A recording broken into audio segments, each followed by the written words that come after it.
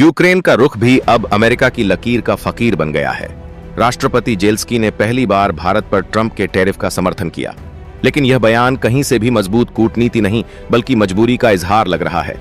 रूस के ताजा हमलों से हिल चुके यूक्रेन को अपनी लड़ाई के लिए हर हाल में अमेरिकी सहारे की जरूरत है, इसलिए उसने भारत के खिलाफ सुर बदल दिए।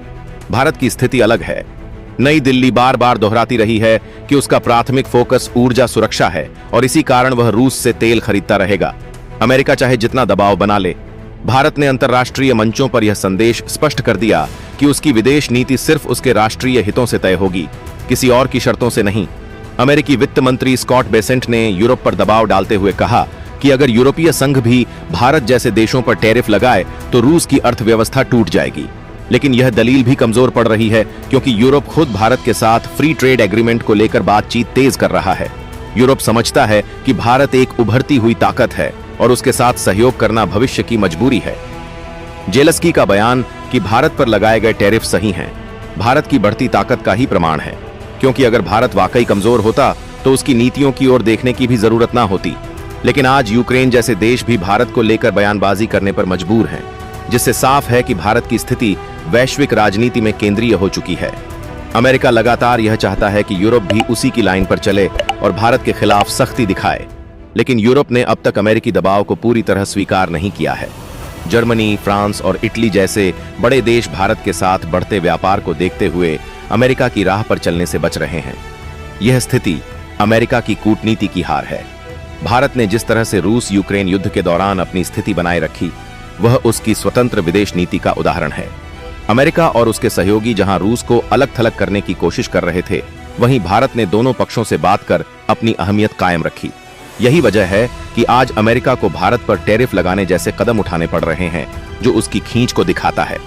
यूक्रेन का रुख भारत के खिलाफ जरूर बदला है, लेकिन यह बदलाव स्थायी नहीं लग रहा। यूक्रेन के पास अपने दम पर कोई विकल्प नहीं है।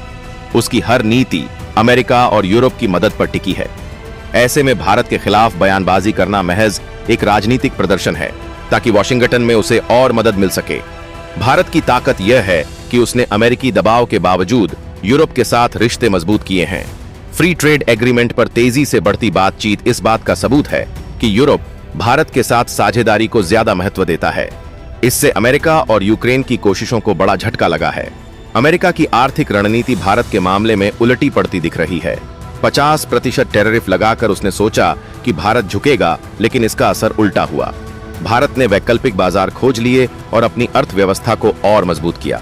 यही कारण है कि आज अमेरिकी उद्योग जगत खुद इस टैरिफ नीति पर सवाल उठा रहा है। जेलेंस्की की बयानबाजी भी यही दिखाती है कि यूक्रेन के पास कोई ठोस नीति नहीं बची। वह केवल अमेरिका की भाषा बोल रहा है। रूस से लगातार मिल रही चुनौतियों ने उसे इतना कमजोर कर दिया है कि वह भारत जैसे दूर खड़े देश को भी अपने निशाने पर ले रहा है, जबकि असली संघर्ष उसका रूस से है। भारत को लेकर अमेरिका की सबसे बड़ी परेशानी यह है कि नई दिल्ली उसके इशारों पर नहीं चल रही, चाहे तेल खरीद का मामला हो या रूस के साथ व्यापार का। भारत ने अपने फैसले खुद लिए। यही स्वतंत्रता अमेरिका और यूक्रेन दोनों को असहज कर रही है। यूरोप की स्थिति इससे बिल्कुल उलट है। वहां भारत को एक बड़े बाजार और भरोसेमंद साझेदार के रूप में देखा जा रहा है। यूरोपीय देश जानते हैं कि आने वाले दशक में भारत दुनिया की सबसे तेजी से बढ़ती अर्थव्यवस्था बनेगा और उसके साथ सहयोग उनके लिए फायदे का सौदा होगा। अमेरिका का दबाव बढ़ता जा रहा है, लेकिन यूरोप बार बार संकेत दे रहा है कि वह भारत के साथ रिश्ते बिगाड़ने का जोखिम नहीं उठाएगा। यह साफ तौर पर बताता है कि भारत की स्थिति कितनी मजबूत हो चुकी है और अमेरिका की धमकियां अब असर खोती जा रही हैं। यूक्रेन का समर्थन अमेरिका के लिए उपयोगी जरूर हो सकता है, लेकिन इसका कोई वास्तविक प्रभाव भारत पर नहीं पड़ेगा। भारत ने पहले भी दबाव झेला है और हर बार अपनी राह खुद बनाई है। इस बार भी वही होगा और यही अमेरिका और यूक्रेन की असली कमजोरी है। भारत की विदेश नीति अब संतुलन और स्वायत्तता का उदाहरण बन चुकी है। जहां एक ओर वह रूस से तेल खरीदकर अपनी ऊर्जा जरूरतें पूरी करता है, वहीं यूरोप और अमेरिका के साथ भी आर्थिक और तकनीकी सहयोग बढ़ा रहा है। यह डिप्लोमेसी भारत को और भी मजबूत बना रही है। अमेरिका का टैरिफ और यूक्रेन का बयान केवल शोर की तरह है।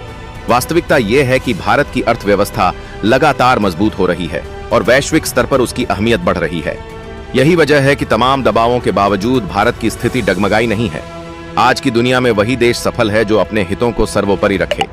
भारत ने यह साबित कर दिया है कि वह किसी के दबाव में नहीं आएगा। अमेरिका और यूक्रेन की नाराजगी अस्थायी है, लेकिन भारत की ताकत स्थायी है। आने वाले समय में तस्वीर और साफ होगी। भारत साझेदारियों को मजबूत करेगा, यूरोप उसका साथ देगा और अमेरिका को अपनी रणनीति पर पुनर्विचार करना पड़ेगा। यूक्रेन का बयान भी इतिहास में सिर्फ एक हताश प्रयास के तौर पर याद किया जाएगा। यानी कहानी का निचोड़ यही है, भारत ना तो अमेरिकी टैरिफ से दबेगा और ना ही यूक्रेन की बयानबाजी से प्रभावित होगा। अमेरिका और यूक्रेन अपनी कमजोरी छिपाने के लिए जितना भी शोर मचाएं, भारत अपनी राह पर मजबूती से आगे बढ़ता रहेगा। यही नई दिल्ली की सबसे बड़ी जीत है। भारत के लिए यह पूरा मामला सिर्फ अमेरिका और यूक्रेन की बयानबाजी तक सीमित नहीं है, बल्कि इसमें ऊर्जा बाजार की राजनीति भी शामिल है। रूस से सस्ता कच्चा तेल खरीदकर भारत ने अपनी अर्थव्यवस्था को स्थिर रखा, महंगाई पर काबू पाया और आम जनता को बड़ी राहत दी। अगर भारत अमेरिका की बात मानकर रूस से तेल लेना बंद कर देता तो उसका झटका सीधे भारतीय उपभोक्ताओं पर पड़ता।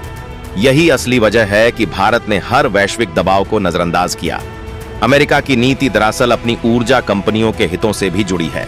वॉशिंगटन चाहता है कि भारत सस्ता रूसी तेल छोड़कर अमेरिकी तेल खरीदे, जो महंगा पड़ता है। यह स्थिति भारत के लिए किसी भी तरह स्वीकार्य नहीं हो सकती। इसी वजह से नई दिल्ली ने साफ कर दिया कि जो सौदा भारत के लिए फायदेमंद है वही किया जाएगा, चाहे किसी को पसंद आए या ना आए। यूरोप का रुख भी दिलचस्प है। वह रूस से दूरी बनाना चाहता है, लेकिन भारत को खोना नहीं चाहता। यूरोप के लिए भारत एक स्थिर सप्लाई चेन का हिस्सा है और एशिया में उसका सबसे अहम साझेदार है। यही कारण है कि अमेरिका जितना भी दबाव डाले, यूरोप बार बार भारत के साथ फ्री ट्रेड एग्रीमेंट की ओर कदम बढ़ा रहा है। यह बात अमेरिका को सबसे ज्यादा चुभ रही है। यूक्रेन का भारत पर बयान देना इस पूरे खेल में एक तरह का डिप्लोमेटिक स्टंट है। जेलेंस्की जानते हैं कि भारत रूस से दूरी नहीं बनाएगा, लेकिन उन्होंने अमेरिका को खुश करने के लिए भारत को निशाने पर लिया।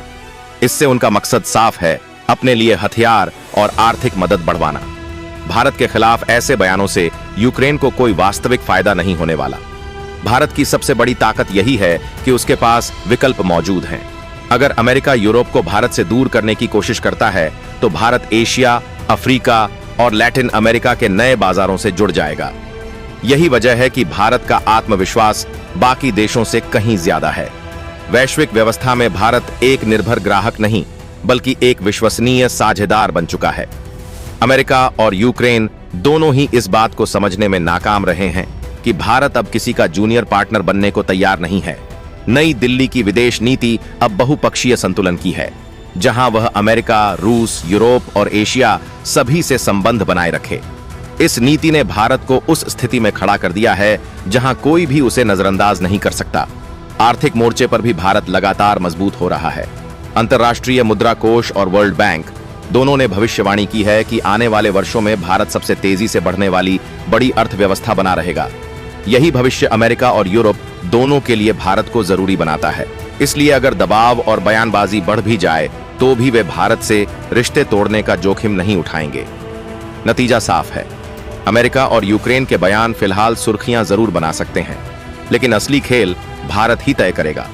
उसकी अर्थव्यवस्था, उसकी कूटनीति और उसकी ऊर्जा नीति इतनी मजबूत हो चुकी है कि कोई भी देश उसे अपनी शर्तों पर नचाने की स्थिति में नहीं है। आने वाले वक्त में यही मजबूती भारत को वैश्विक राजनीति का सबसे अहम खिलाड़ी बनाएगी। एक और पहलू यह भी है कि अमेरिका और यूक्रेन की ओर से भारत के खिलाफ खड़ी की जा रही नकारात्मक हवा का फायदा कहीं ना कहीं रूस और चीन को भी मिल रहा है। अमेरिका की रणनीति भारत को अलग थलग करने की है, लेकिन इसके उलट भारत रूस से ऊर्जा खरीदकर अपनी अर्थव्यवस्था को मजबूत कर रहा है। तो दोस्तों, अपनी राय कमेंट बॉक्स में जरूर बताएं और वीडियो को लाइक शेयर जरूर करें। धन्यवाद।